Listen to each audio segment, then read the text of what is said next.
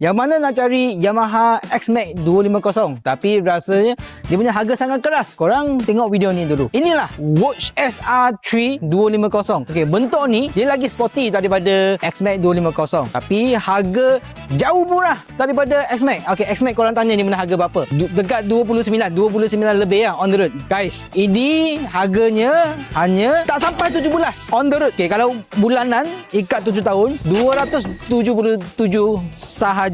Korang tengok. Okey, dia punya sisi sama dengan S-Max ah. Lagi sporty. Korang tengok dia mana bentuk. Jom, saya tunjuk. Let's go.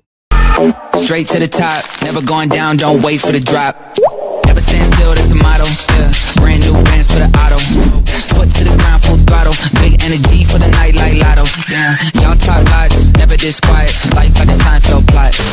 Ball full of songs, all of them bombs. Something like a minefield guy. Boom. Engine datang dengan 250cc single overhead cam. Lampu depan korang nampak LED Signal depan pun LED. Okey, depan ni dia ada satu kamera dekat sini. Lampu belakang pula LED. Signal belakang pun fully LED. Meter depan pakai 7 inch TFT meter. Okey, korang nampak ini tangan saya memang besar dia punya meter depan ni. TFT maksudnya dia boleh control lah. Tengok dia punya kamera, nak adjust setting, semua boleh buat dekat meter ini. Okey, saya tunjuk POV motor ni. Motor ni datang dengan 2 keyless kunci. Cara start kita pulas saja. Okay, dia akan start. Korang nampak meter dia. Saya nak motor ni dulu. Saya cuba start dulu. Kalau nak start kita tekan brake kiri, tekan kuat sikit. Lepas tu tekan ini. Ini dia punya apa ni setting Kalau kita nak setting dia punya meter, kita boleh setting dekat sini. Ini traction control. Lepas tu ini dia punya lampu. Ini pun setting juga. Ada apa signal kiri kanan horn. Ini kamera. Maksudnya kita tekan ini dia boleh buka kamera. Ini untuk suamkan dia punya throttle grip tu. Kalau kita tekan ini, okey, throttle ini akan jadi bukan panas, akan jadi suam. Lepas tu ini button untuk off on dia punya engine lah. Sebelah kiri ada kompartmen. Ini kompartmen boleh lah letak handphone. Okey, handphone saya salah tak dalam je. Okey, boleh tutup. Ini pakai magnet Sebelah kanan, okey, kamera datang. Hai dulu. Pun ada kompartmen. Dalam kompartmen ni ada USB. Okey, boleh nampak lah. USB ini type A. Sini pula ada tempat letak memory card untuk korang record apa ni gambar-gambar. Ini memory card. Motor ni sangat sesuai naik 2 orang. Bukan sahaja dia punya seat lebar, tapi tempat letak kaki belakang pun. Okey, kamera dekat sikit. Nampak? Ini sangat besar.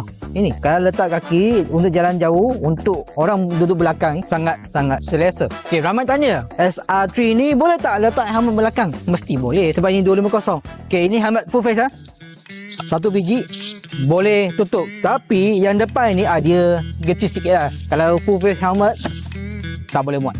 Tank minyak motor ni, okay, saya buka pula saja, ada 14 liter, lagi besar daripada X-Max. X-Max hanya ada 13 liter sahaja guys. Motor ni depan datang dengan ABS. Bukan ABS saja, motor ni datang dengan traction control. Okey, tayar saiz dia 120, 70, saiz rim 14. Bukan itu saja, belakang pun ada ABS. Okey, saiz dia 140, 60, rim 13. Memang ramai customer datang kedai saya nak cari Yamaha X-Max tapi tak ada bajet sebab X-Max tu memang sangat mahal. Korang datang kedai saya, tengok motor ni depan mata dulu. Korang kalau tak beli pun tak apa, datang tengok motor dulu. Selagi Multi X motor ada dekat Kuantan lagi, saya janji kami akan jaga motor korang sampai anak, cucu, cicit. Sebab kedai saya ada pusat servis. Itu sangat penting. Kita jumpa nanti. See you guys.